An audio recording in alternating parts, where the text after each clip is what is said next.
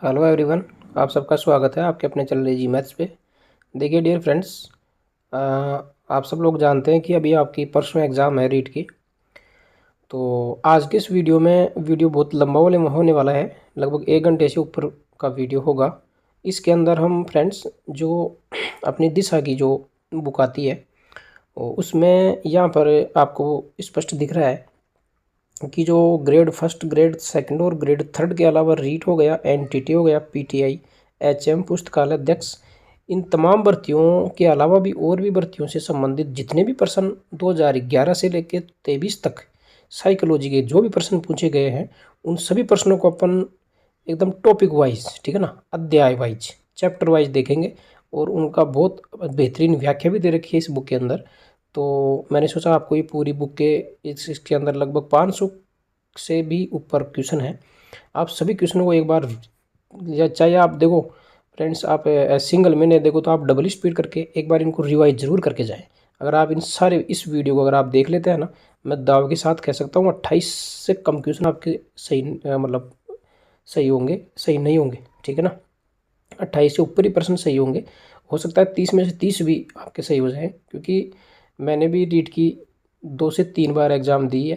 फिर मैंने third grade की एग्ज़ाम भी दी थी, इसके अलावा मैंने सेकंड ग्रेड फर्स्ट ग्रेड की एग्ज़ाम भी दे रखी है। तो मैंने ये देखा है कि साइकोलॉजी के बहुत ज़्यादा प्रश्न रिपीट होते हैं फ्रेंड्स। तो देखिए बिना देरी के अपन स्टार्ट करते हैं। यहाँ पर आप देख पा रहे हैं दिशा की ये बुक है, शैक्षणिक मनोविज्ञान परीक्षा 2020, अध्यायवार परीक्षा प्रश्नों की व्याख्या यहाँ पर हम देखेंगे। और इसके अंदर फ्रेंड्स आपके यहाँ पे अध्याय भी मैं आपको बता दूं, ठीक है ना। आपको मैं अध्याय बता दूं इधर कि जो आपके अध्याय दे रखे हैं यहाँ पर, वो दे रखा है, देखो, शैक्षणिक मनोविज्ञान है, बाल विकास है, अधिगम है, अभिप्रेरणा है, इसके बाद में व्यक्तिगत भिन्नताएं और व्यक्तित्व है। इसके बाद में आपका यहाँ पर टॉपिक जो है वो आपको दे रखा है फ्रेंड्स, बुद्धि है, अधिगम करता है, ठीक है। इसके बाद में 8वां टॉपिक आपका साइकोलॉजी का यहाँ पर आता है फ्रेंड्स, सृजनात्मकता, अधिगम की कठिनाइयाँ, समायोजन, मानसिक स्वास्थ्य, शिक्षा शास्त्र, शैक्षणिक संपर्क, किशोर अधिगमकर्ता के लिए अनुदेशनात्मक व्यूह रचनाएं। और इसके अलावा जो लास्ट टॉपिक आपका दे रखा है फ्रेंड्स, वो दे रखा है सूचना संप्रेषण तकनीकी, शिक्षा शास्त्र समाकलन। तो सभी चैप्टर के हम नंबर से एकदम बहुत बढ़िया तरीके से देखेंगे इनको।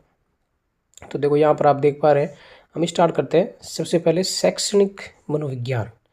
इस चैप्टर से कैसे कैसे क्वेश्चन एग्जाम में पूछे गए हैं उनको हम बिल्कुल अच्छे से देखने वाले हैं। तो देखिए फर्स्ट क्वेश्चन आपका, साइकोलॉजी शब्द की जो उत्पत्ति है वो किस भाषा से हुई है फ्रेंड्स, तो वो आपको यहाँ पर बताना है।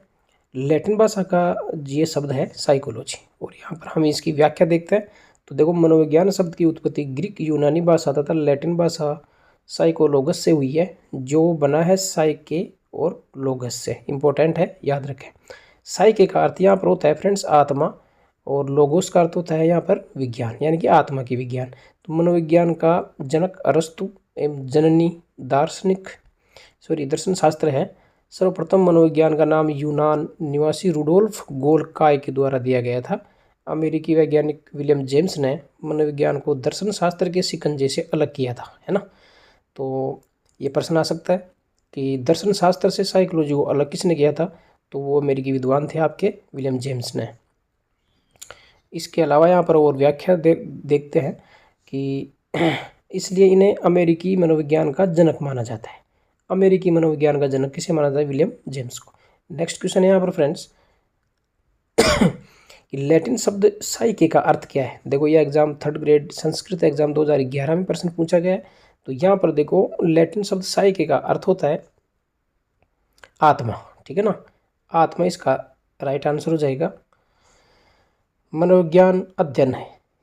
आगे नेक्स्ट क्वेश्चन है आपका, मनोविज्ञान जो है ये किसका अध्ययन है फ्रेंड्स, तो यहाँ पर ये आपका ऑप्शन सी हो जाएगा, व्यवहार का वैज्ञानिक अध्ययन है, ठीक है ना। इसकी व्याख्या देख लेते हैं। यहाँ पर फ्रेंड्स देखो, आपका मनोविज्ञान का अर्थ होता है एक प्रकार से व्यवहार का विज्ञान, ठीक है ना। मनोविज्ञान का जो अर्थ होता है वो होता है व्यवहार का अध्ययन या व्यवहार का विज्ञान। शिक्षा का अर्थ होता है यहाँ पर व्यवहार का शुद्धिकरण, यह आपको याद रखना है। और शिक्षा मनोविज्ञान का मतलब हो गया यहाँ पर व्यवहार के शुद्धिकरण के लिए व्यवहार का अध्ययन।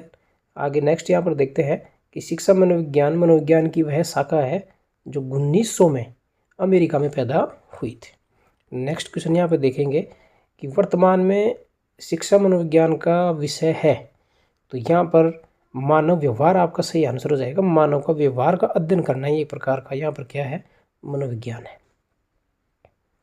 नेक्स्ट यहाँ पर देखेंगे वर्तमान समय में मनोविज्ञान है, तो वर्तमान समय में जो मनोविज्ञान है वो व्यवहार का विज्ञान माना जाता है। निम्नलिखित में से शिक्षा मनोविज्ञान के संदर्भ में कौन सा कथन सही नहीं है, तो यहाँ पर आपको सही नहीं है वो कथन बताना है फ्रेंड्स। तो यहाँ पर देखो, शिक्षा मनोविज्ञान आत्मा के विज्ञान के रूप में, तर्क के विज्ञान के रूप में, मस्तिष्क के विज्ञान के रूप में और चेतना के विज्ञान के रूप में। तो यहाँ पर आपको सही कथन गलत कथन बताना है, ठीक है ना। तो यहाँ पर गलत कथन हो जाएगा आपका ऑप्शन नंबर 2, यानी कि शिक्षा मनोविज्ञान तर्क के विज्ञान के रूप में नहीं है, ठीक है ना। इसकी व्याख्या देखते हैं कि यहाँ पर मनोवैज्ञानिक हुए हैं वुडवर्थ का जो मानना था फ्रेंड्स वो क्या था, वो था कि यहाँ पर जो है कि सर्वप्रथम मनोविज्ञान ने अपनी आत्मा का त्याग किया, फिर अपने मन का त्याग किया, फिर चेतना का त्याग किया, और अब यह व्यवहार को के ढंग को क्या करता है, अपनाता है। परिभाषा है ये वुडवर्थ की मनोविज्ञान की, इसको आप याद रखें। नेक्स्ट यहाँ पर प्रश्न है फ्रेंड्स, सर्वप्रथम मनोविज्ञान ने अपनी आत्मा का परित्याग किया, फिर उसने मन का त्याग किया, उसके बाद चेतना का त्याग किया, अब यह व्यवहार की विधि को अस्वीकार करता है। ये कथन किसका है, तो आप सबको पता है ये कथन आपके वुडवर्थ का है। जे.बी. वाटसन के अनुसार मनोविज्ञान क्या है, तो जे.बी. वाटसन के अनुसार मनोविज्ञान व्यवहार का विज्ञान है फ्रेंड्स। नेक्स्ट यहाँ पर देखेंगे, नेक्स्ट यहाँ पर पूरी व्याख्या दे रखी है फ्रेंड्स, आपको ध्यान देना है कि मनोविज्ञान की परिभाषा दे रखी है। देखो वुडवर्थ के अनुसार जो मनोविज्ञान है ना फ्रेंड्स, उसकी परिभाषा आप ध्यान से पढ़ें कि मनोविज्ञान व्यक्ति के पर्यावरण के संदर्भ में है ना, मनोविज्ञान व्यक्ति के पर्यावरण के संदर्भ में उसके क्रियाकलापों का वैज्ञानिक अध्ययन है। फिर वाटसन ने क्या कहा, वाटसन ने कहा मनोविज्ञान व्यवहार का निश्चित व शुद्ध विज्ञान है। मैकडूगल ने कहा कि मनोविज्ञान आचरण और व्यवहार का यथार्थ विज्ञान है। मैकडूगल की परिभाषा इंपॉर्टेंट है, आप याद रखें। आगे देखो, मनोविज्ञान की विकास यात्रा समर्थक, यानी कि मनोविज्ञान का इतिहास क्या है उसके बारे में थोड़ा सा यहाँ पर दे रखा है, इसको भी आप ध्यान से देखें। 16वीं शताब्दी के अंदर फ्रेंड्स जो मनोविज्ञान था ना वो आत्मा का विज्ञान माना जाता था, ठीक है ना। और आत्मा का विज्ञान मानने वाले 3 यहाँ पर दार्शनिक थे, अरस्तु, प्लेटो, डेकार्त थे। फिर यहाँ पर 17वीं 18वीं शताब्दी के अंदर मनोविज्ञान को मन मस्तिष्क का विज्ञान मानने लगे, और ये जो अवधारणा देने वाले थे वो थे पंपोलोजी और थॉमस रीड। फिर 19वीं शताब्दी में इसका नया रूप आया, चेतना का विज्ञान माना जाने लगा। चेतना के विज्ञान को जो स्वीकार करने वाले जो मनोवैज्ञानिक थे वो थे यहाँ पर William Wundt, Titchener, William James surely और वाइब्ज, ठीक है। 20वीं शताब्दी में उभर के आया कि जो मनोविज्ञान है वो एक व्यवहार का विज्ञान है, और व्यवहार का विज्ञान मानने वाले व्यवहारवादी वैज्ञानिक मनोवैज्ञानिक यहाँ पर आपको दे रखे हैं। देखो, McDougall, Pillsbury, Watson, Thorndike, Skinner, ये व्यवहारवादी मनोवैज्ञानिक है। लेकिन 21वीं शताब्दी में मनोविज्ञान को व्यवहार के विज्ञान के को ही अपनाए हुए, ठीक है ना। ये जो 20वीं शताब्दी में था मनोविज्ञान, वही अभी 21वीं शताब्दी के अंदर है। नेक्स्ट यहाँ पर देखेंगे कि मनोविज्ञान व्यवहार का शुद्ध विज्ञान है, किसने कहा था, तो ये अपने वाटसन की परिभाषा है। मनोविज्ञान व्यवहार का विज्ञान है, इसका घनिष्ठ संबंध शिक्षा से इसलिए है क्योंकि शिक्षा बालक के किस में परिवर्तन करता है, व्यवहार में परिवर्तन करता है, ठीक है ना। ऑप्शन नंबर 4 से हो जाएगा। पहली मनोवैज्ञानिक प्रयोगशाला स्थापित किसके द्वारा की गई थी, तो ये वुंट ने 1879 में जर्मनी के लिप्जिंग शहर के अंदर कार्ल मार्क्स विश्वविद्यालय में वुंट ने विश्व की पहली मनोवैज्ञानिक प्रयोगशाला स्थापित की थी। और अगर इसी में भारत के अंदर बात करें तो भारत की पहली मनोवैज्ञानिक प्रयोगशाला 1915 में कोलकाता में सेनगुप्त ने स्थापित की थी। इंपॉर्टेंट है, याद रखें।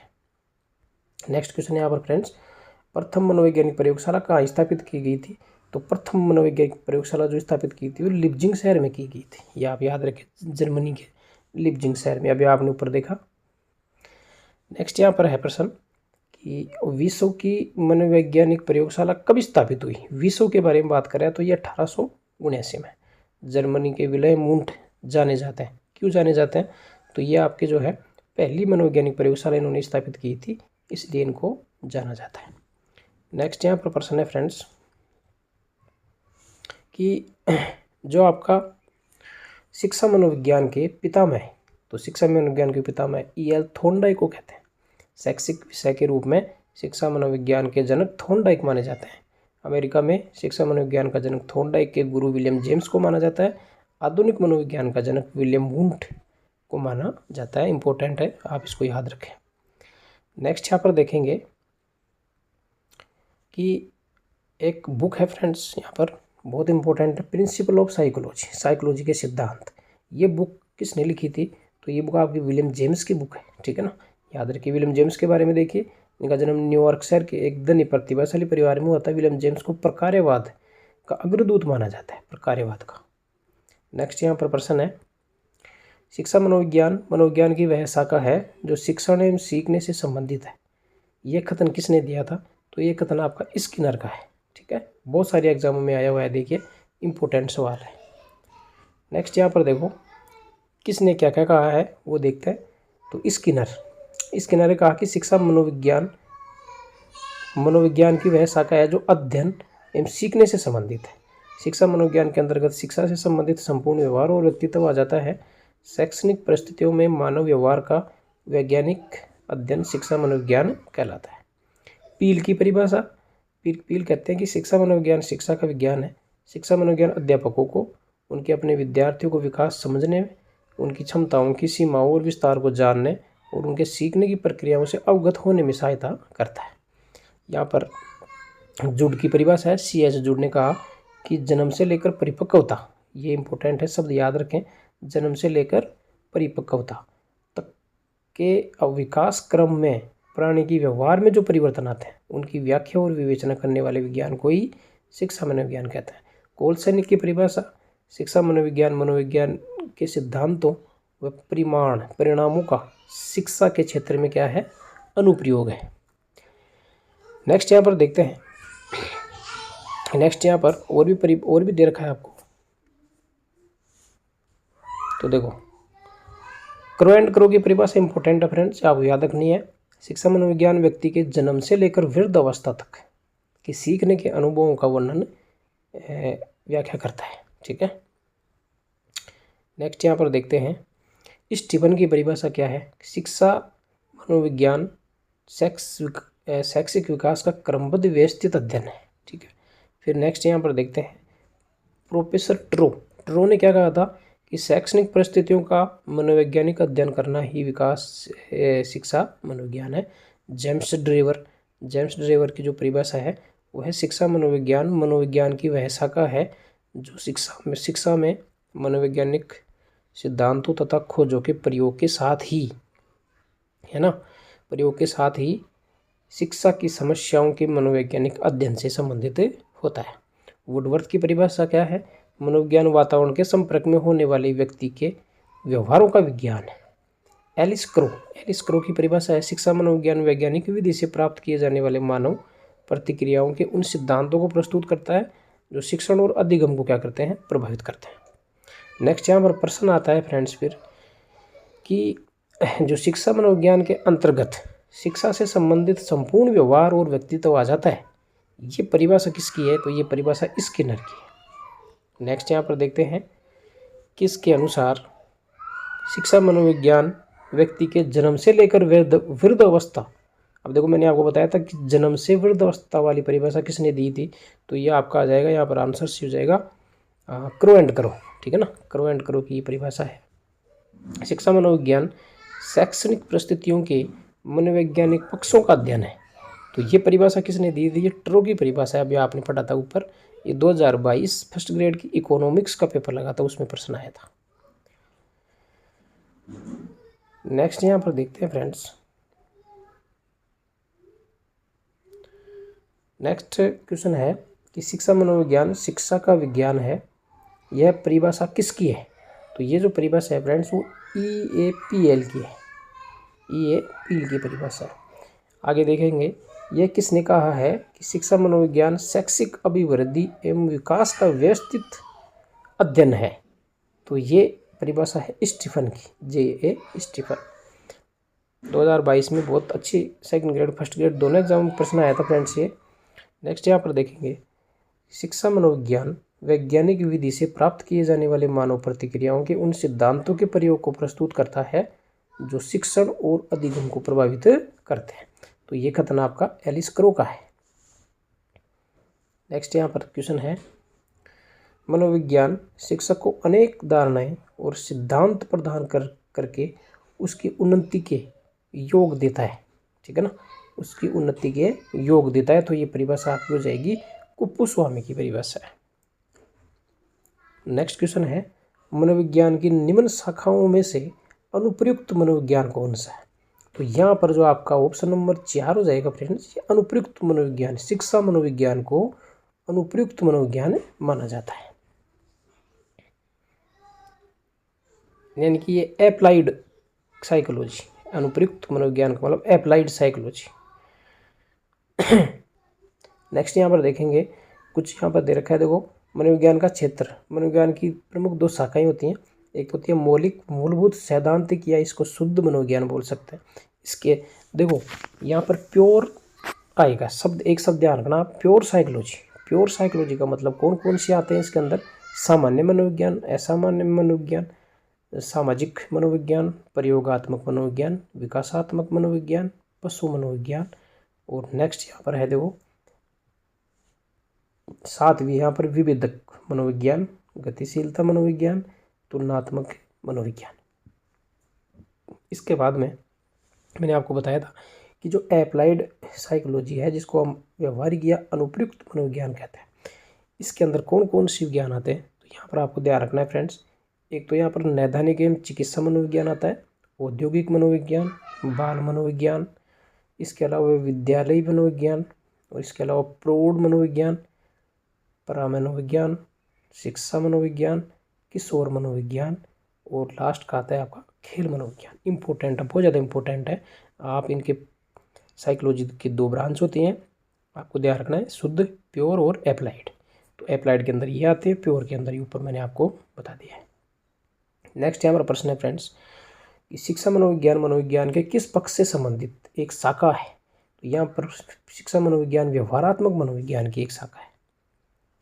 शिक्षा मनोविज्ञान शाखा है, फिर से प्रश्न आए थे कि शिक्षा मनोविज्ञान शाखा है, तो ये व्यवहारात्मक मनोविज्ञान की शाखा है। ऑप्शन नंबर 3 से हो जाएगा। नेक्स्ट यहाँ पर देखिए, निम्न में से कौन सा क्षेत्र मनोविज्ञान के अंतर्गत नहीं आता? तो यहाँ पर जो 3 नंबर का आर्थिक मनोविज्ञान जैसा कोई सब्जेक्ट नहीं होता है फ्रेंड्स। नेक्स्ट यहाँ पर देखते हैं सॉरी, निम्न में से कौन सा शैक्षिक मनोविज्ञान का क्षेत्र नहीं है? तो यहाँ पर जो ऑप्शन नंबर 1 है, ये शैक्षिक मनोविज्ञान नहीं है। ठीक है ना, ये व्यक्तिगत समानता है, मतलब ये व्यवहारिक मनोविज्ञान के अंदर आता है। वैसे शैक्षिक मनोविज्ञान भी एक व्यवहारिक शिक्षा मनोविज्ञान की ब्रांच है, लेकिन जो शैक्षिक मनोविज्ञान है ना, उसके अंदर मूल्यांकन, अधिगम, पाठ्यक्रम ये सारे आ जाएंगे, लेकिन ये व्यक्तिगत समानता ही नहीं आएंगी। ठीक है, तो आप यहाँ पर ध्यान रखें। इसकी थोड़ी व्याख्या दे रखी है, वंशानुक्रम शिक्षा मनोविज्ञान के सामान्य क्षेत्र। एक तो है वंशानुक्रम एवं वातावरण, तो विकास, व्यक्तित्व, व्यक्तिगत विभिन्नताएं, अधिगम प्रक्रियाएं, पाठ्यचर्या, निर्माण एवं विकास, विशिष्ट बालक, मानसिक स्वास्थ्य, शारीरिक, मानसिक, सामाजिक, संयोगात्मक विकास, निर्देशन एवं परामर्श। ठीक है, ये शिक्षा मनोविज्ञान के सामान्य क्षेत्र है। मापन मूल्यांकन के अंतर्गत समूह गतिशीलता, अनुसंधान, अनुशासन संबंधी शिक्षा की समस्याओं का अध्ययन करना, ये सारे मनोविज्ञान के शिक्षा मनोविज्ञान के क्षेत्र होते हैं। यानी कि शिक्षा मनोविज्ञान में इन चीज़ों का अध्ययन किया जाता है टोटली। नेक्स्ट यहाँ पर है, लिंडग्रेन के अनुसार शिक्षा मनोविज्ञान के 5 क्षेत्र बताए। लिंडग्रेन ने शिक्षा मनोविज्ञान के कितने क्षेत्र बताए हैं? 5 क्षेत्र। इनको भी आप थोड़ा सा याद रखें। देखो, पहला है अधिगमकर्ता शिक्षार्थी, दूसरा है सीखने की प्रक्रिया का स्वरूप, तीसरा है यहाँ पर सीखने की या अधिगम करने की परिस्थिति, चौथा है मापने मूल्यांकन, और 5वां है यहाँ पर निर्देशन एवं मानसिक स्वास्थ्य। एक मनोवैज्ञानिक है गैरिसन के अनुसार यहाँ पर शिक्षा मनोविज्ञान के 4 क्षेत्र बताए। पहला है बालक का विकास जैसे विकास प्रक्रिया, बुद्धि की प्रकृति, भाषा एवं चिंतन। दूसरा है अधिगम एवं शिक्षण प्रक्रिया, विद्यार्थियों के विकास का मूल्यांकन, बालक का निर्देशन, व्यक्तित्व संबंधी समायोजनात्मक समस्याएं तथा शिक्षक शिक्षार्थी संबंध। नेक्स्ट यहाँ पर प्रश्न आता है फ्रेंड्स, निम्नलिखित में से कौन सी शिक्षा मनोविज्ञान की विशेषता नहीं है, है ना। शिक्षा मनोविज्ञान की विशेषता कौन सी नहीं है, तो देखते हैं यहाँ पर। शिक्षा मनोविज्ञान शिक्षण अधिगम प्रक्रिया हेतु सरल मार्ग प्रशस्त करता है, तो बिल्कुल सही है ये। शिक्षा मनोविज्ञान शैक्षिक परिस्थिति में मानव व्यवहार का अध्ययन करता है, ये भी बिल्कुल है, सही है। शिक्षा मनोविज्ञान का मुख्य केंद्र मानव व्यवहार है, बिल्कुल। शिक्षा मनोविज्ञान का मुख्य केंद्र दर्शन शास्त्र का अध्ययन करना, दर्शन शास्त्र का अध्ययन करना शिक्षा मनोविज्ञान नहीं है, तो ऑप्शन नंबर 1 आपका यहाँ पर सही हो जाएगा। निम्न में से शैक्षिक मनोविज्ञान का क्षेत्र नहीं है, तो देखो सीखने की प्रक्रिया शैक्षिक मनोविज्ञान में आती है, मापन मूल्यांकन ये भी शिक्षा मनोविज्ञान के वो हैं क्षेत्र हैं, पाठ्यक्रम निर्माण ये भी है, खेलों का प्रशिक्षण देना ये चीज़ शिक्षा मनोविज्ञान के अंतर्गत नहीं आती। नेक्स्ट यहाँ पर देखते हैं, लिंडग्रेन के अनुसार शिक्षा मनोविज्ञान का नाभीय केंद्रीय क्षेत्र नहीं है, तो यहाँ पर देखते हैं अपन, यहाँ पर आपका ऑप्शन नंबर 2 से हो जाएगा फ्रेंड्स। ऑप्शन नंबर 2 के अंदर आपको बता रखा है अधिगम विषय वस्तु, ठीक है ना। अधिगम विषय वस्तु लिंडग्रेन के अनुसार शिक्षा मनोविज्ञान का नाभीय केंद्रीय क्षेत्र नहीं है, बाकी अधिगम करता भी है ना। इसके अलावा अधिगम प्रक्रिया को भी इन्होंने माना है और अधिगम परिस्थिति। नेक्स्ट यहाँ पर प्रश्न आता है फ्रेंड्स कि अध्यापक की अभिवृत्ति और व्यवहार शिक्षा मनोविज्ञान के निम्नलिखित में से कौन से क्षेत्र से मुख्यतः संबंधित है, तो यहाँ पर ऑप्शन नंबर आपका 4 से हो जाएगा, अधिगम परिस्थिति, ठीक है। नेक्स्ट यहाँ पर देखिए प्रश्न, निम्न में से कौन शिक्षा मनोविज्ञान के कार्य क्षेत्र में आता है, तो यहाँ पर ये जो पढ़ते हैं देखो शिक्षार्थी ये भी शिक्षा मनोविज्ञान के कार्य क्षेत्र में आता है, सीखने की प्रक्रिया, सीखने की परिस्थिति, निर्देशन तथा मानसिक स्वास्थ्य, ये चारों ही क्या है अपने मनोविज्ञान के कार्य क्षेत्र में आते हैं। नेक्स्ट यहाँ पर देखेंगे शिक्षा मनोविज्ञान का संबंध है, तो शिक्षा मनोविज्ञान का संबंध किससे है, शिक्षा मनोविज्ञान का संबंध शिक्षक से भी है, कक्ष के वातावरण से भी है, और शिक्षण से है, और विद्यार्थी से, ठीक है, चारों से है। ऑप्शन नंबर 4 आपका इसमें सही हो जाएगा। शिक्षा मनोविज्ञान संबंधित है, तो देखो शिक्षा मनोविज्ञान आपकी अधिगमकर्ता से भी संबंधित है, बच्चे से भी, अधिगम की क्या स्थितियाँ हो सकती है उनसे संबंधित है, अधिगम प्रक्रिया से भी संबंधित है, इसका मतलब ऑप्शन नंबर 4 से हो जाएगा आपका, ठीक है, सभी से संबंधित है। शैक्षिक मनोविज्ञान के प्रमुख क्षेत्र सम्मिलित है, तो देखो शैक्षिक मनोविज्ञान में के कौन कौन से क्षेत्र हैं, समाज, अधिगम करने वाला बालक, अधिगम की स्थिति, अधिगम की प्रक्रिया, तीनों ही सम्मिलित है। लेकिन जो ऑप्शन नंबर ए है ये गलत हो जाएगा, समाज इसके अंतर्गत नहीं आता है, ठीक है।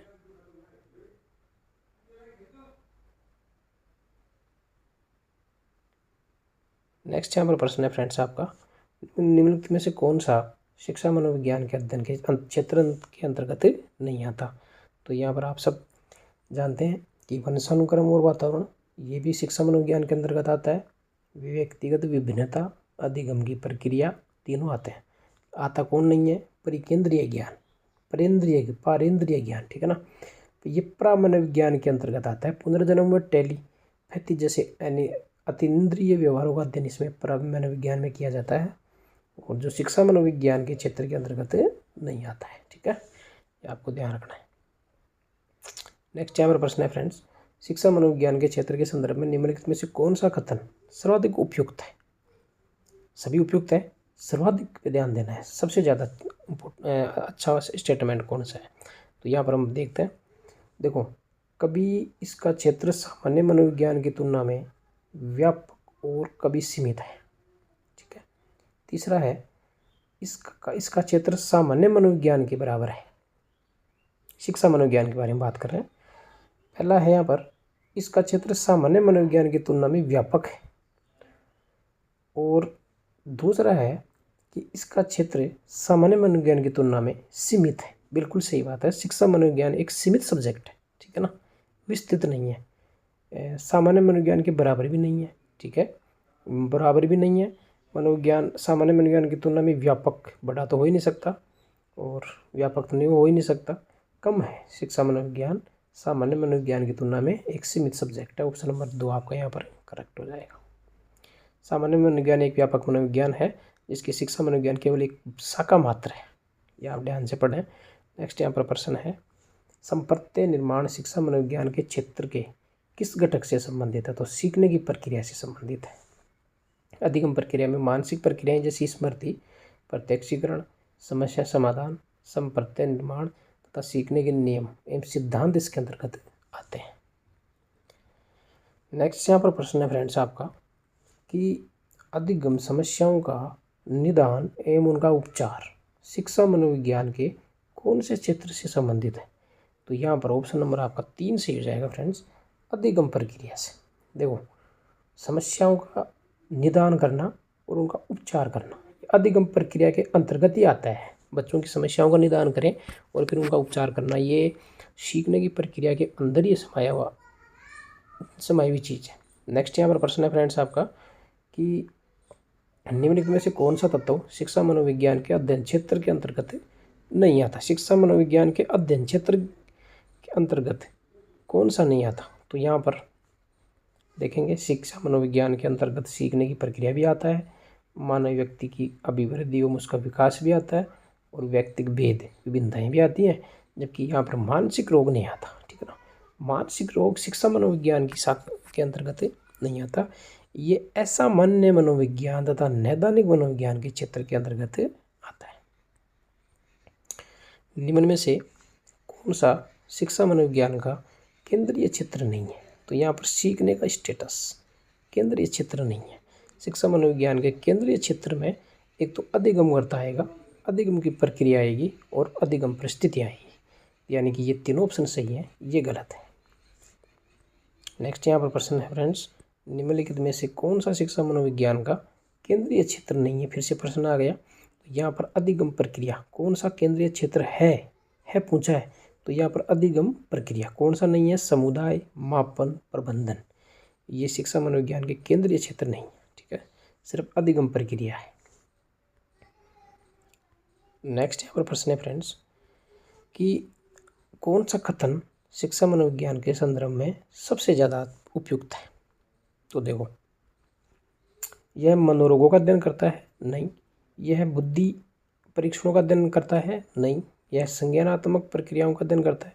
देखो, ऑप्शन तो सही ये भी है, ठीक है, थोड़ा थोड़ा ये भी सही है, ये भी सही है। ये बच्चों के जो अंदर मनोरोग हो जाते हैं उनका भी अध्ययन करते हैं अपन शिक्षा मनोविज्ञान में, लेकिन सर्वाधिक उपयुक्त पूछा है। इसका मतलब आपका ऑप्शन नंबर 2 सही रहेगा कि यह शिक्षण अधिगम और अधिगमकर्ता का क्या करता है? अध्ययन करता है। अधिगमकर्ता और अधिगम प्रक्रिया को प्रभावित करने वाले कारक, यह है शिक्षा मनोविज्ञान के कौन से केंद्रीय क्षेत्र से मुख्यतः संबंधित है? तो ऑप्शन नंबर 4 से हो जाएगा, अधिगम परिस्थितियों से संबंधित है, ठीक है ना। ये अधिगमकर्ता की जो अधिगम परिस्थितियाँ होती हैं उनसे संबंधित होता है। नेक्स्ट यहाँ पर प्रश्न है फ्रेंड्स आपका कि निम्न में से कौन से विकल्प का अध्ययन शिक्षा मनोविज्ञान में किया जाता है? तो यहाँ पर ऑप्शन नंबर 2 से हो जाएगा, आत्म प्रत्यय, बुद्धि, रुचि, अभिप्रेरण, इनका जो अध्ययन किया जाता है वो आपका शिक्षा मनोविज्ञान के अंतर्गत किया जाता है। यहाँ पर व्याख्या भी दे रखी है थोड़ी सी। बोला गया है यहाँ पर कि जाति, लिंग, शारीरिक संरचना का अध्ययन शिक्षा मनोविज्ञान के अंतर्गत नहीं किया जाता, अतः विकल्प 2 सही रहेगा, ठीक है। क्योंकि यहाँ पर देखो फ्रेंड्स, ये जो आपका पहला प्रश्न गलत हुआ जाति और जाति की वजह से, ठीक है ना, दूसरा लिंग की वजह से गलत हो गया, और तीसरा हो गया यहाँ पर रुचि की वजह से, ये सॉरी आपका यहाँ पर है शारीरिक संरचना, ठीक है ना। शारीरिक संरचना शिक्षा मनोविज्ञान के अंतर्गत नहीं आता है, इसलिए ये तीनों ऑप्शन गलत हो गए। ऑप्शन बेस्ट रहेगा यहाँ पर आत्म प्रत्यय, बुद्धि और रुचि, अभिप्रेरण। नेक्स्ट यहाँ पर प्रश्न है फ्रेंड्स, निम्नलिखित में से कौन सा शिक्षा मनोविज्ञान की प्रकृति को सबसे उपयुक्त रूप से प्रदर्शित करता है? तो यहाँ पर ऑप्शन नंबर आपका 3 सही हो जाएगा फ्रेंड्स, ठीक है ना। ऑप्शन नंबर 3 में क्या है, 1 और 3, यानी कि धनात्मक विज्ञान और व्यवहारगत विज्ञान। इस शिक्षा मनोविज्ञान की प्रकृति को सबसे उपयुक्त रूप से प्रदर्शित करते हैं दोनों, धनात्मक विज्ञान और व्यवहारगत विज्ञान। यानी कि जो अपनी शिक्षा मनोविज्ञान है, शिक्षा मनोविज्ञान की जो प्रकृति है क्या है, वैज्ञानिक प्रकृति है, ध्यान रखें।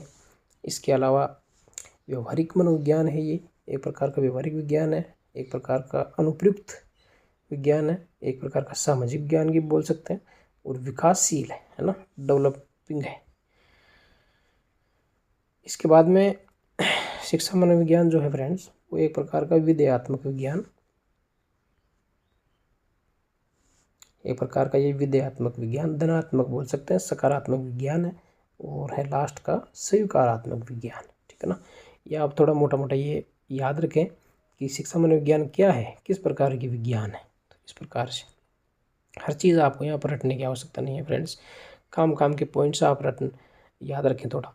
इसके अलावा देखो शिक्षा मनोविज्ञान और क्या है भाई, और यहाँ पर प्रयोगात्मक विज्ञान भी कह सकते हैं इसको, विशिष्ट विज्ञान है, एकेडमिक डिसिप्लिन, अकादमिक विज्ञान है, और शिक्षात्मक विज्ञान है। ठीक है, सारे शब्दों को अच्छे से याद रखें। शिक्षा मनोविज्ञान नहीं है, अब देखो यहाँ पे, तो देखो शिक्षा मनोविज्ञान अनुप्रयुक्त विज्ञान अभी आपने पढ़ा है, व्यवहारिक विज्ञान भी है, सामाजिक विज्ञान भी है, आदर्शमूलक विज्ञान नहीं है। ठीक है ना, ऑप्शन नंबर 4 सी हो जाएगा, ये आदर्शमूलक व्यवहार विज्ञान नहीं है। नेक्स्ट यहाँ पर देखेंगे फ्रेंड्स, शिक्षा मनोविज्ञान है, तो देखो शिक्षा मनोविज्ञान मानक विज्ञान है क्या, नहीं, मानव विज्ञान नहीं है, विशुद्ध विज्ञान नहीं है।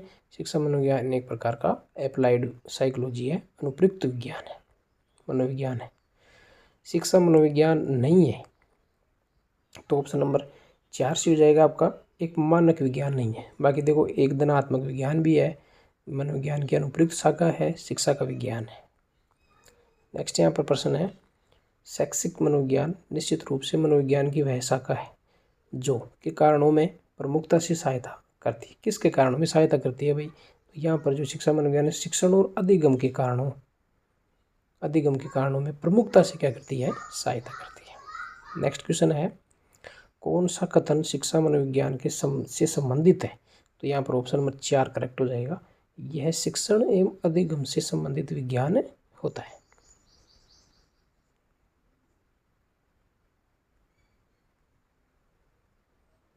नेक्स्ट यहाँ पर देखेंगे फ्रेंड्स, कौन सी शिक्षा मनोविज्ञान की प्रकृति नहीं है, शिक्षा मनोविज्ञान की प्रकृति बतानी है। तो यहाँ पर देखो कौन सी प्रकृति नहीं है, तो यहाँ पर ऑप्शन नंबर 3 से हो जाएगा, ये नियामक विज्ञान नहीं है। नेक्स्ट देखो प्रश्न, निम्नलिखित में से कौन सा कथन शिक्षा मनोविज्ञान की प्रकृति से संबंधित नहीं है, तो ऑप्शन नंबर 4 यहाँ पर से हो जाएगा, यह एक मानकीय विज्ञान नहीं है। निम्न में से कौन सा वाक्य शैक्षिक मनोविज्ञान की प्रकृति के लिए सही नहीं है, तो यहाँ पर फ्रेंड्स आपका जो आंसर हो जाएगा वो हो जाएगा ऑप्शन नंबर 3 कि यह सकारात्मक विज्ञान की जगह एक नियामक विज्ञान है। ठीक है ना, ये गलत है। ठीक है ना, नियामक विज्ञान तो है ही नहीं। अब अपन ने ऊपर प्रश्न पढ़ा था ना, इसलिए आप थोड़ा ध्यान से देखें इसको। कई बार प्रश्न में अपन नहीं वाला शब्द पढ़ते नहीं है ना, उसकी वजह से काफ़ी प्रश्न अपन गलत हो जाते हैं। देखो नेक्स्ट है यहाँ पर कि निम्नलिखित में से शिक्षा मनोविज्ञान की प्रकृति को दर्शाने वाला सर्वाधिक सही उत्तर कौन सा है। तो शिक्षा मनोविज्ञान की प्रकृति कैसी है, तो यहाँ पर हम शिक्षा मनोविज्ञान की प्रकृति को लगभग अनुप्रयुक्त एप्लाइड मनोविज्ञान इसको मानते हैं। ठीक है ना, 2023 के अंदर जो सेकंड ग्रेड का एग्ज़ाम हुआ था संस्कृत डिपार्टमेंट का, उसके अंदर ये प्रश्न आया हुआ है। नेक्स्ट यहाँ पर प्रश्न है, शिक्षा मनोविज्ञान की विषय वस्तु की व्याख्या के लिए उपयुक्त शब्द कौन सा है, यानी कि शिक्षा मनोविज्ञान को सबसे ज़्यादा बेस्ट तरीके से इसकी कौन सा शब्द व्याख्या करता है, तो यहाँ पर आपका राइट आंसर हो जाएगा विकासशीलता, क्योंकि शिक्षा मनोविज्ञान एक विकासशील मनोविज्ञान है। नेक्स्ट यहाँ पर प्रश्न है फ्रेंड्स कि शिक्षा मनोविज्ञान नए और हमेशा नए अनुसंधानों से संबंधित है। शिक्षा मनोविज्ञान अनुसंधान परिणामों के एकत्रीकरण से बालक की प्रकृति के विषय में बेहतर सूझ अंतर्दृष्टि प्राप्त करते हैं और अन्वेषण की संशोधित विधियों का विकास करते हैं। शिक्षा मनोविज्ञान की यह प्रकृति है। तो यहाँ पर जो आपका राइट आंसर हो जाएगा वो जाएगा विकासशीलता का सिद्धांत। मतलब एक प्रकार से ये जो स्टेटमेंट अपन ने पढ़े हैं ये किसको प्रदर्शित करते हैं? ये विकासशील विज्ञान को प्रदर्शित करते हैं। ठीक है। नेक्स्ट यहाँ पर प्रश्न है फ्रेंड्स, शिक्षा मनोविज्ञान के संबंध में कौन सा कथन सबसे सर्वाधिक उपयुक्त है? तो ऑप्शन नंबर इस सही हो जाएगा कि शिक्षा मनोविज्ञान एक अनुप्रयोगात्मक प्रकृति के साधनात्मक विज्ञान है। सबसे बेस्ट ऑप्शन ये सही रहेगा। नेक्स्ट यहाँ पर आएगा कि शिक्षा मनोविज्ञान जो है एक सकारात्मक विज्ञान है। शिक्षा मनोविज्ञान की इस प्रकृति के लिए निम्नलिखित में से कौन सा कथन उपयुक्त नहीं है?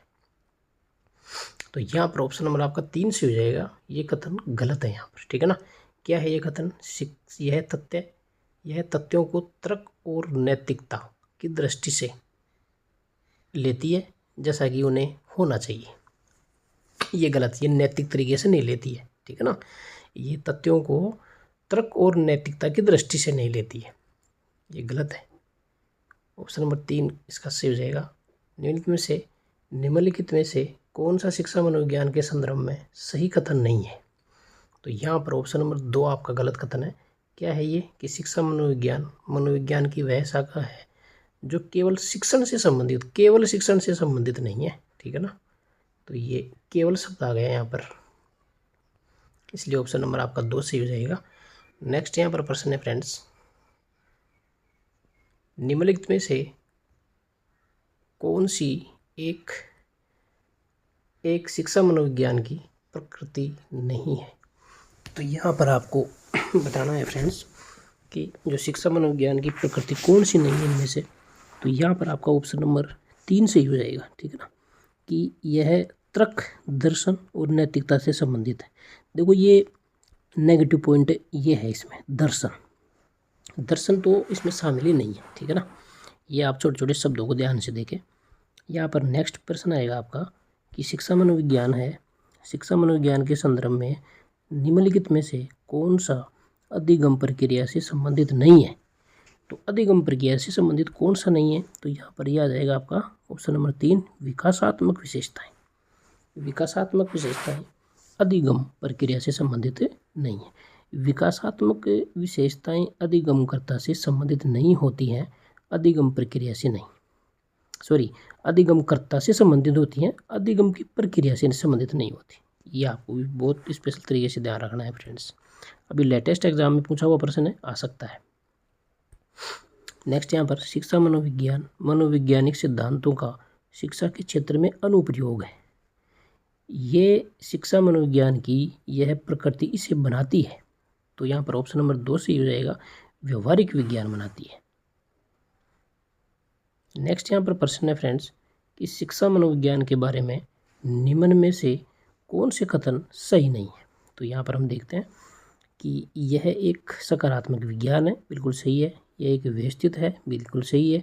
यह वैज्ञानिक विधि का प्रयोग करता है, ये भी सही है। यह असंगठित नहीं है।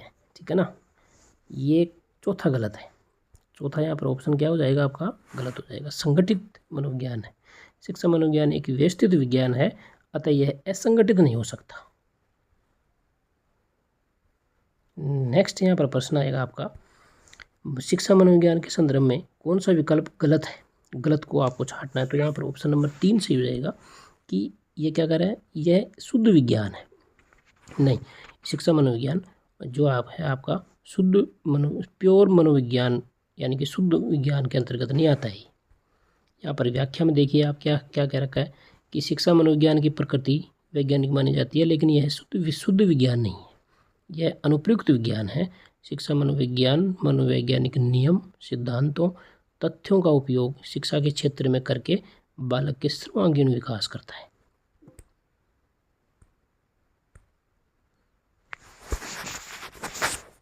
बालक का सर्वांगीण विकास करता है।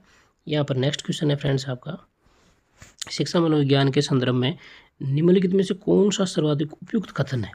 तो यहाँ पर देखते हैं अपन, सर्वाधिक उपयुक्त कथन अपने को छांटना है।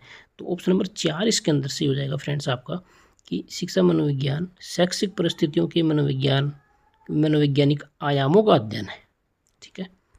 ऑप्शन नंबर 4, मनोविज्ञान की वह शाखा जो मुख्यतः शिक्षा की समस्याओं, प्रक्रियाओं और उत्पादों से संबंधित है, उसको हम शैक्षिक मनोविज्ञान कहते हैं। नेक्स्ट प्रश्न देखिए, निम्नलिखित में से कौन सी कसौटी शिक्षा मनोविज्ञान को विज्ञान के रूप में मानने से संबंधित नहीं है? यानी कि कौन सी कसौटी है जो शिक्षा मनोविज्ञान को विज्ञान के रूप में नहीं मानती है? तो यहाँ पर ऑप्शन नंबर 1 सही हो जाएगा। इसके सिद्धांतों और नियमों में परिवर्तन संभव नहीं है। ये गलत कथन है। इसके सिद्धांतों और नियमों में परिवर्तन किया जा सकता है। ठीक है। नेक्स्ट यहाँ पर देखेंगे प्रश्न फ्रेंड्स,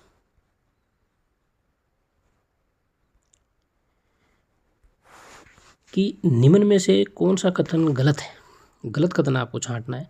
ऑप्शन नंबर 1 यहाँ पर गलत हो जाएगा कि शिक्षा मनोविज्ञान शिक्षा संबंधित व्यापक दृष्टिकोण नहीं प्रदान करता, हालांकि यह व्यापक दृष्टिकोण प्रदान करता है। नेक्स्ट प्रश्न है, निम्नलिखित में से कौन सा कथन शिक्षा मनोविज्ञान के अर्थ को सबसे सही ढंग से प्रकट करता है? तो यहाँ पर भी ऑप्शन नंबर 1 सही रहेगा। यह शिक्षा को मनोवैज्ञानिक आदान प्रदान करता है। नेक्स्ट क्वेश्चन है, शैक्षिक मनोविज्ञान का जो मुख्य उद्देश्य है वो क्या है? तो यहाँ पर ऑप्शन नंबर 2 सही रहेगा फ्रेंड्स, कि यह बालक का सर्वांगीण विकास करता है। ये सबसे मेजर इसका पर्पज है, मुख्य उद्देश्य है।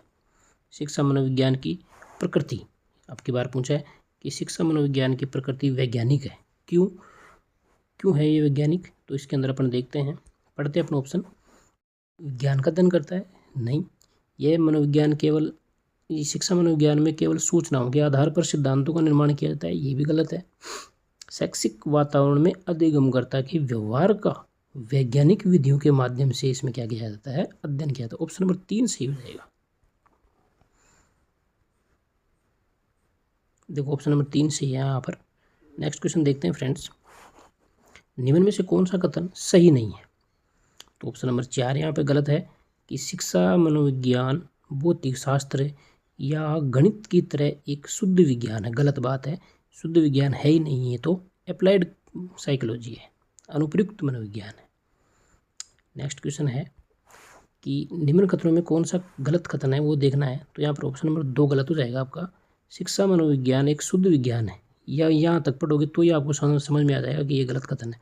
जैसे कि गणित तथा भौतिक विज्ञान, ये गलत है। शिक्षा मनोविज्ञान, नेक्स्ट क्वेश्चन है फ्रेंड्स, शिक्षा मनोविज्ञान की अनेक शाखाओं में से एक है जो मुख्य रूप से संबंधित है। तो ये किससे संबंधित है? तो ये शिक्षा की समस्या, प्रक्रिया एवं उत्पाद से संबंधित है। आगे नेक्स्ट सवाल आपका, शिक्षा मनोविज्ञान शिक्षक को मदद करता है। तो शिक्षा मनोविज्ञान जो है वो बाल विकास के ज्ञान प्राप्त करने में, बाल स्वभाव व्यवहार जानने में, बच्चों के चरित्र निर्माण में, उपयुक्त सभी में ये सहायता करता है। ऑप्शन नंबर 4 यहाँ पे आपका करेक्ट हो जाएगा फ्रेंड्स। नेक्स्ट यहाँ पर देखेंगे, मनोविज्ञान जो होता है ना फ्रेंड्स, शिक्षा मनोविज्ञान, ये शिक्षक की किन किन चीज़ों में सहायता करता है वो यहाँ पे दे रखा है। देखो ध्यान से पढ़ें। देखो, विषय वस्तु का चयन और आयोजन करने में, आत्मज्ञान प्राप्त करने में, छात्रों को जानने में, सामाजिकता प्राप्त करने में, शिक्षण पद्धतियों के ज्ञान हेतु, छात्रों के निर्देशन हेतु, मूल्यांकन तथा परीक्षण हेतु, विशिष्ट छात्रों की समस्या समाधान हेतु, नेक्स्ट यहाँ पर प्रयोग एवं अनुसंधान हेतु, अनुशासन से स्थापित करने के लिए, मानव संबंधों में सुधार हेतु, ये सभी में सहायता करता है। और नेक्स्ट और भी दे रखा है, अध्यापन की कला और तकनीकी सुझाने में, रचनात्मक अनुशासन स्थापित करने में सहायक होता है, समस्यात्मक बच्चों की सहायता करने में और बच्चों को जानने में शिक्षकों की ये सहायता करता है। नेक्स्ट यहाँ पर प्रश्न है फ्रेंड्स, शिक्षा मनोविज्ञान के ज्ञान के द्वारा शिक्षक क्या कर सकता है? तो यहाँ पर सभी काम कर सकता है। कौन कौन से? बालक को की व्यक्तिगत विभिन्नताओं का ज्ञान प्राप्त हो जाता है, उसको उचित शिक्षण विधियों का चयन कर पाता है, कक्ष में अनुशासन भी स्थापित कर पाता है शिक्षा मनोविज्ञान की वजह से। तो ऑप्शन नंबर आपका 4 से हो जाएगा, उपयुक्त सभी। नेक्स्ट सवाल है, शिक्षा मनोविज्ञान शिक्षक की सहायता करता है। फिर से वही प्रश्न है, तो यहाँ पर ऑप्शन नंबर 4 से हो जाएगा, स्वयं को जानने में, छात्रों को जानने में, कक्षा की समस्याओं को जानने में। नेक्स्ट सवाल है, एक शिक्षक के लिए शिक्षा मनोविज्ञान की क्या उपाधि है? वही सेम सवाल है प्रश्न ये फ्रेंड्स आपका। तो देखो, स्वयं के ज्ञान और तैयारी के बारे में जानकारी के लिए, बालकों की आवश्यकता की जानकारी, दोनों विकल्प सही है इसके अंदर। ऑप्शन नंबर 3 सही हो जाएगा।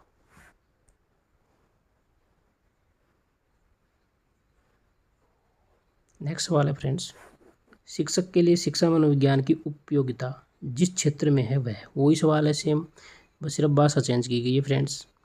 तो यहाँ पर देखो, उपयुक्त सभी सवाल ये स्टेटमेंट सत्य है। कौन कौन से?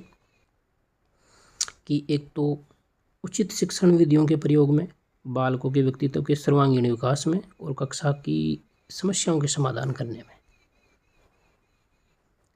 नेक्स्ट सवाल है, अध्यापक के लिए शिक्षा मनोविज्ञान का ज्ञान महत्वपूर्ण है क्योंकि, क्यों है महत्वपूर्ण?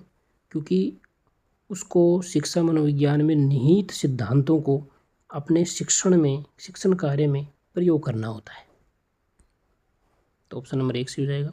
नेक्स्ट सवाल है, शिक्षा मनोविज्ञान के अध्यापक के लिए निहितार्थ नीचे दिए जा रहे हैं। तो देखो, बालकों की विकासात्मक विशेषता को समझता है, बालकों की समूहगत्यात्मकता को समझता है, शिक्षण की प्रभावी विधियों को समझता है। ये तीनों ही ऑप्शन यहाँ पर क्या हो जाएंगे फ्रेंड्स? इसके सही हो जाएंगे, है ना। यहाँ पर ऑप्शन नंबर 4 सही हो जाएगा फ्रेंड्स इसका। ये तीनों ही सही है, करेक्ट है। एक शिक्षक के लिए शिक्षा मनोविज्ञान का ज्ञान आवश्यक होता है क्योंकि यहाँ पर देखेंगे, क्योंकि वैसे ऑप्शन नंबर 4 से हो जाएगा, क्योंकि यह अधिगम करता तथा उसके शारीरिक गुणों को समझने में क्या करता है? सहायता करता है। ठीक है, बाकी ऑप्शन गलत है। सिलेबस समझने में सहायता करता है, विद्यार्थी की स्टाइल गलत, विद्यार्थियों की तुलना तो करते ही नहीं है अपन, तुलना तो करना एक नेगेटिव चीज़ होता है फ्रेंड्स। तुलना शब्द जैसे कोई ऑप्शन में आता है वो ऑप्शन वैसे भी गलत ही होता है, आप इसको ध्यान रखें। नेक्स्ट यहाँ पर देखेंगे फ्रेंड्स, क्वेश्चन अगला है आपका, शिक्षा मनोविज्ञान का अध्ययन शिक्षक को इसलिए करना चाहिए, क्यों करना चाहिए? क्योंकि यहाँ पर ऑप्शन नंबर 4 से हो जाएगा, क्योंकि शिक्षा को अधिक प्रभावी बनाने के लिए। नेक्स्ट सवाल है, शिक्षा मनोविज्ञान शिक्षक को मदद करता है, तो किस में मदद करता है? वही सवाल है ये। तो इन तीनों चीज़ों में मदद करता है, स्वयं के ज्ञान तथा तैयारी में, बच्चे के चरित्र के विकास में और उचित शिक्षण विधियों के उपयोग में। नेक्स्ट सवाल है, एक अध्यापक के लिए शिक्षा मनोविज्ञान का शैक्षिक निहितार्थ है। देखो, भाषा चेंज की गई है, बाकी प्रश्न वही है। तो यहाँ पर जो ऑप्शन करेक्ट हो जाएगा आपका, हो जाएगा पहला, बालकों विद्यार्थियों को समझने के लिए शिक्षा मनोविज्ञान शिक्षक के लिए क्या होता है? जरूरी होता है। नेक्स्ट सवाल है, एक शिक्षक को क्या करना चाहिए? तो यहाँ पर ऑप्शन नंबर 3 से हो जाएगा आपका, जब शिक्षार्थी विचारों को संप्रेषित करने की कोशिश कर रहे हो तो उन्हें ठीक नहीं करना चाहिए, क्योंकि स्वयं विद्यार्थियों को ही ठीक करना चाहिए, कहने का मतलब है ये। तो ये आपको कथन इसमें सही कथन है, ये शिक्षक को ऐसा करना चाहिए। नेक्स्ट यहाँ पर शिक्षा मनोविज्ञान शिक्षक की सहायता कैसे करती है? तो यहाँ पर देखेंगे, क्या विकास की विशेषताओं को समझने में, व्यक्तिगत भिन्नताओं को समझने में, बालक की समस्याओं को समझने में। तीनों ही पॉजिटिव स्टेटमेंट है, तीनों ही सही है ना। इसलिए यहाँ पर ऑप्शन नंबर 4 से हो जाएगा उपयुक्त सभी। नेक्स्ट सवाल है, अध्यापक के द्वारा शिक्षण में विद्यार्थियों की रुचि को जागृत करने व विकसित करने के लिए निम्न में से कौन सा तरीका उपयुक्त नहीं है? ऑप्शन नंबर 3 से हो जाएगा, कक्षा में पूर्ण निर्भरता यानी कि निरस्ता बनाए रखना। ठीक है, बालकों में निरस्ता नहीं बनाए रखनी है, तो ये नेगेटिव सेंटेंस है आपका, गलत हो जाएगा। निम्नलिखित में से कौन सा शिक्षा मनोविज्ञान का निहितार्थ एक अध्यापक के लिए सहायक नहीं है? ऑप्शन नंबर 4 से हो जाएगा, अधिगम की अभिक्षमता बढ़ाने में।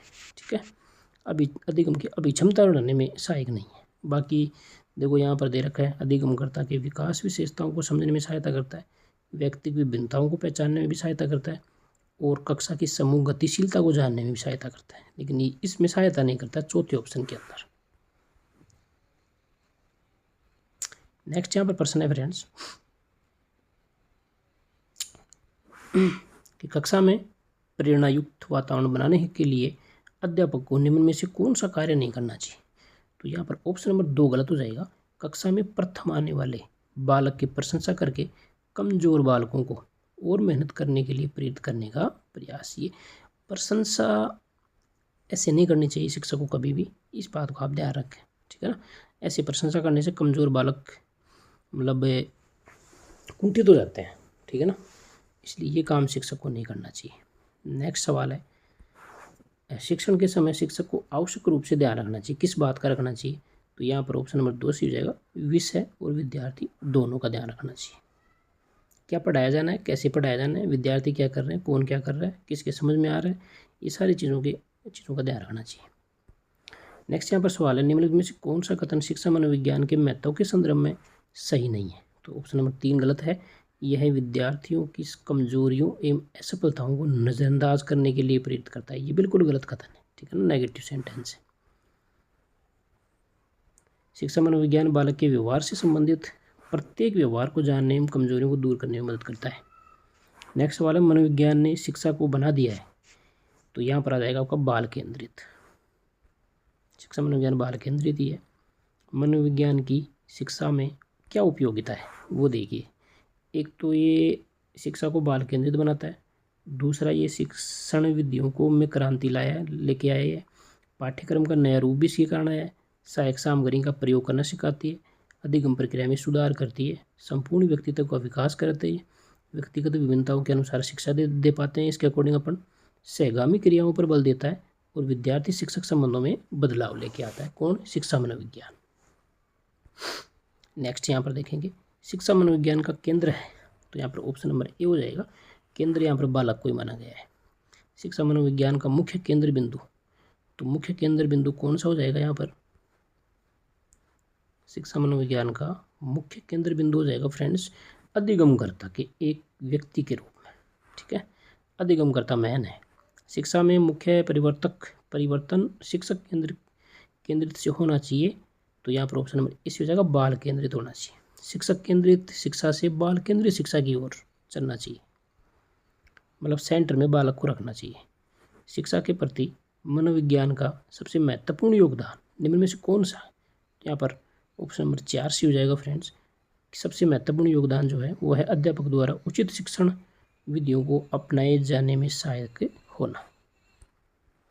नेक्स्ट क्वेश्चन है, निम्नलिखित में से कौन सा कथन गलत है, सही नहीं है? गलत कथन आपको बताना है फ्रेंड्स यहाँ पर। तो यहाँ पर देखेंगे ऑप्शन नंबर आपका जो 4 है ना फ्रेंड्स, ये गलत हो जाएगा कि शिक्षा मनोविज्ञान हमको शिक्षा के उद्देश्यों को प्राप्त करने के तरीकों के बारे में नहीं बतलाता है, ठीक है। नेक्स्ट क्वेश्चन है, प्रशिक्षणार्थियों हेतु शिक्षा मनोविज्ञान का आधारभूत कार्य क्या है? तो ऑप्शन नंबर 3 से हो जाएगा फ्रेंड्स यहाँ पर आपका, कि छात्रों की समस्याओं, व्यवहार एवं आवश्यकता के प्रति अंतर्सूझ विकसित करता है।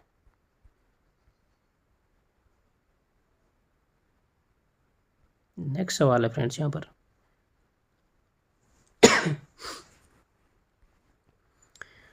कि निम्नलिखित में से कौन सा शिक्षा मनोविज्ञान का कार्य नहीं है? तो यहाँ पर ऑप्शन नंबर 4 से हो जाएगा फ्रेंड्स, असामान्य मनोविज्ञान वाले व्यक्तियों को समझना, ये शिक्षा मनोविज्ञान का काम नहीं है, ठीक है ना। बाकी सारे सही हैं आपके। अधिगमकर्ता को जानना, विषय वस्तु का चयन करना, संगठन करना, सीखने की प्रविधियों के लिए सलाह देना, तीनों ही आंसर शिक्षा मनोविज्ञान के कार्य है, लेकिन ये चौथा नहीं। नेक्स्ट सवाल है कि शिक्षण अधिगम में मनोविज्ञान के महत्व के संबंध में निम्नलिखित में से कौन से कथन सही है? तो यहाँ पर कथन सारे सही हैं। कौन कौन से हैं देखो, शिक्षार्थी को जानने में सहायक होता है, शिक्षक को स्वयं को जानने में भी सहायता करता है, प्रभावी अधिगम प्रक्रिया में सहायक होता है, और शिक्षक की व्यावसायिक वृद्धि में भी ये क्या करता है, सहायता करता है। तो यहाँ पर व्यावसायिक नाम आ गया तो आप इसको पैसे से तुलना मत करना और गलत मत कर देना, ठीक है ना। ये व्यावसायिक वृद्धि में भी शिक्षक की सहायता करती है, कौन? आपका जो है मनोविज्ञान, समझ गए। नेक्स्ट सवाल, निम्नलिखित में से कौन से कथन शिक्षा मनोविज्ञान के महत्व के संदर्भ में सही है? तो आपको यहाँ पर सही कथन बताने हैं फ्रेंड्स। तो यहाँ पर देखते हैं फ्रेंड्स अपन, यहाँ पर आपका तीसरा कथन गलत हो जाएगा, बाकी सारे सही है। देखो, यह विद्यार्थियों के व्यवहार में उचित परिवर्तन लाने में सहायता करता है, बिल्कुल सही बात है। यह शिक्षकों एवं शैक्षिक समस्याओं को सुलझाने के प्रति सकारात्मक अभिवृत्ति विकसित करता है, बिल्कुल सही है। पॉजिटिव एटीट्यूड पैदा करता है। यह शिक्षकों को स्वयं को समझने में भी सहायता करता है, बिल्कुल सही है। लेकिन क्या शिक्षकों को विद्यार्थियों की व्यक्तिगत विभिन्नताओं को नज़रअंदाज करने के लिए प्रेरित नहीं करता है, इसलिए ऑप्शन नंबर 3 सही हो जाएगा, ये गलत है। बाकी 1, 2, 4 इसके अंदर सही हो जाएंगे, आपके ऑप्शन नंबर 3 सही हो जाएगा। नेक्स्ट सवाल है, विद्यार्थियों हेतु शिक्षण प्रभावशाली बन सकता है, कब बन सकता है? वही पाठ बार बार दोहराया जाए? नहीं। विद्यार्थियों के मानसिक स्तर के अनुसार शिक्षण दिया जाए? बिल्कुल दूसरा ऑप्शन सही है कि विद्यार्थियों को जो है फ्रेंड्स मानसिक विकास के अनुसार उनको पढ़ाया जाए। नेक्स्ट सवाल है, शिक्षा मनोविज्ञान का महत्व क्या है? तो यहाँ पर सारे ही महत्व हैं। एक तो विकासात्मक विशेषताओं को समझने में, अधिगम की प्रकृति को समझने में और व्यक्तिगत विभिन्नताओं को समझने में। निम्नलिखित में से किस में शिक्षा मनोविज्ञान उपयोगी नहीं है? तो यहाँ पर आपको सीधा सीधा ऑप्शन दिख रहा है, पशुओं पर प्रयोग करने में ये उपयोगी नहीं होती। ऑप्शन नंबर 4 सही हो जाएगा। नेक्स्ट सवाल है, निम्नलिखित में से कौन सा शिक्षा मनोविज्ञान का एक कार्य नहीं है? तो देखो ऑप्शन नंबर 4 सही है, कोई भी विकल्प सही नहीं है। देखो यहाँ पर पूछा जा रहा है कि निम्न में से कौन सा शिक्षा मनोविज्ञान का एक काम नहीं है? तो देखो अनुशासन बनाए रखने में सहयोग करता है, कक्षा कक्ष की समस्याओं का समाधान भी करता है, आकलन एवं मूल्यांकन में सहायता, तीनों ही सही है। तो इसका मतलब यहाँ पर ऑप्शन नंबर 4 से हो जाएगा। इसका मतलब कोई भी विकल्प सही नहीं है, यानी कि गलत कोई सा भी नहीं है। नेक्स्ट सवाल है, शिक्षा मनोविज्ञान के संदर्भ में कौन सा कथन सही नहीं है?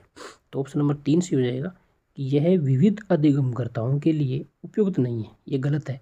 विभिन्न प्रकार के अधिगमकर्ताओं बच्चों के लिए तो काम में आती है, उनको समझने में, ठीक है ना। नेक्स्ट देखते हैं, शिक्षार्थी को मनोविज्ञान के रूप में समझना तथा उसके व्यक्तिगत शारीरिक मानसिक और व्यक्तित्व की विशेषताओं को समझना अच्छा गुण है। ये क्या है? ये शिक्षक का है, ये कहने का मतलब, ठीक है ना। नेक्स्ट सवाल है फ्रेंड्स आपका यहाँ पर, शिक्षा के जो उद्देश्य हैं उनको प्राप्त करने के लिए निम्नलिखित में से किसकी विशेष भूमिका है? तो यहाँ पर देखो शिक्षा के उद्देश्य प्राप्त करने के लिए विद्यालय भवन भी इम्पोर्टेंट है, खेल का मैदान भी इम्पोर्टेंट है, पुस्तकालय भी होनी चाहिए, उपयुक्त सभी। ऑप्शन नंबर 4 से हो जाएगा। नेक्स्ट सवाल है फ्रेंड्स, शिक्षण और अधिक प्रभावी हो सकता है, कब हो सकता है? तो शिक्षण अधिक प्रभावी हो सकता है जब अपन क्या करेंगे, अधिगमकर्ता को स्वयं करने की स्वायत्त नियंत्रण दिया जाए, यानी कि बच्चे को करके सीखने का अवसर जब दिया जाता है तो अपना जो अधिगम होता है ना, वो जो शिक्षण होता है वो और भी ज़्यादा इफेक्टिव हो जाता है। नेक्स्ट सवाल है यहाँ पर, निम्नलिखित में से कौन सा रायबरन के अनुसार शिक्षा के 3 संबंधों में सम्मिलित नहीं है? तो ऑप्शन नंबर 3 से हो जाएगा आपका, ठीक है ना, शिक्षक और विषय के संबंध में। देखो रायबरन ने क्या कहा था, बच्चे और शिक्षक, बच्चे और समाज, विषय और बच्चे, लेकिन ये शिक्षक और विषय के बारे में इन्होंने कुछ भी नहीं बताया था।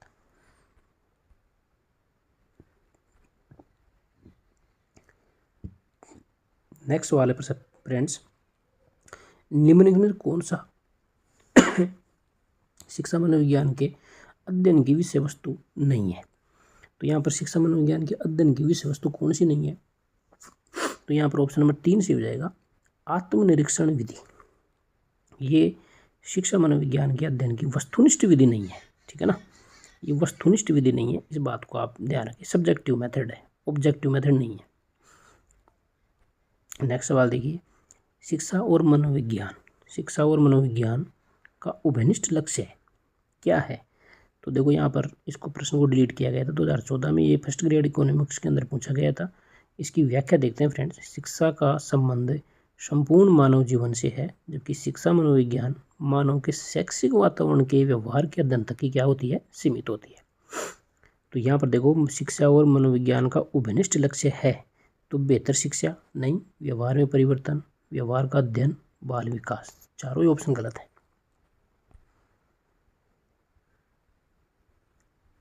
नेक्स्ट सवाल है फ्रेंड्स, समस्या समाधान स्थिति के बारे में। समस्या समाधान जो स्थिति है, समस्या समाधान स्थिति के बारे में संज्ञानवादी क्या कहते हैं? तो संज्ञानवादी इसके बारे में कहते हैं कि यह चिंतन प्रक्रिया पर क्या होती है, आधारित होती है। निम्नलिखित में से समस्या समाधान को क्या बाधित नहीं करता?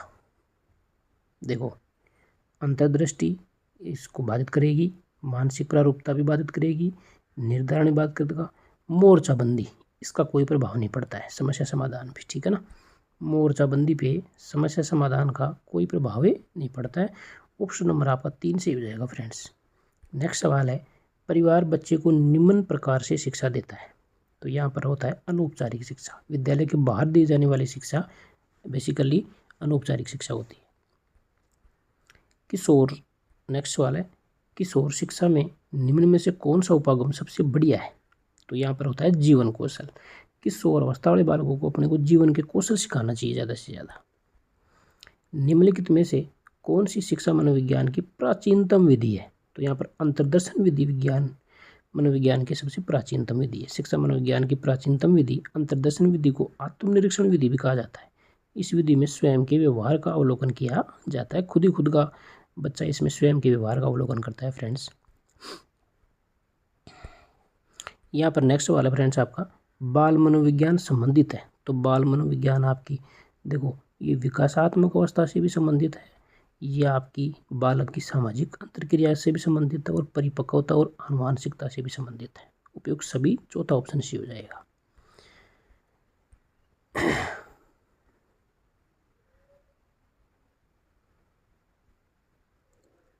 अब चूँकि फ्रेंड्स अपना वीडियो बहुत लंबा हो चुका है, इसी तरह से नेक्स्ट वीडियो में वही 1 घंटे का नेक्स्ट वीडियो लाऊंगा आपके लिए, और ऐसे करके एग्ज़ाम से पहले मैं आपकी दिशा के सभी कंप्लीट पर्सन चैनल पर डाल दूंगा। आप इनको अच्छे से देखें, क्योंकि मेरे को पता है अभी भी आपको भी अभी ज़्यादा समय, एक सब्जेक्ट को ज़्यादा समय नहीं देना है। सभी सब्जेक्टों को थोड़ा ऊपर से साधारण चीज़ें आपको बिल्कुल पढ़नी है, ये आप थोड़ा ध्यान रखें। ऐसा नहीं है कि आप एक ही सब्जेक्ट को लेकर बैठ जाएं, ऐसा नहीं करना है आपको बिल्कुल भी। सभी सब्जेक्टों के महत्वपूर्ण बिंदु आपको पढ़ के जाना है, ठीक है ना। तो नेक्स्ट वीडियो है, तब तक मस्त रहें, पढ़ते रहें। Thank you. और हाँ, चैनल को सब्सक्राइब ज़रूर कर लेना यार फ्रेंड्स, ठीक है। और अगर वीडियो अच्छा लगे तो वीडियो को लाइक शेयर करना मत भूलना। Thank you.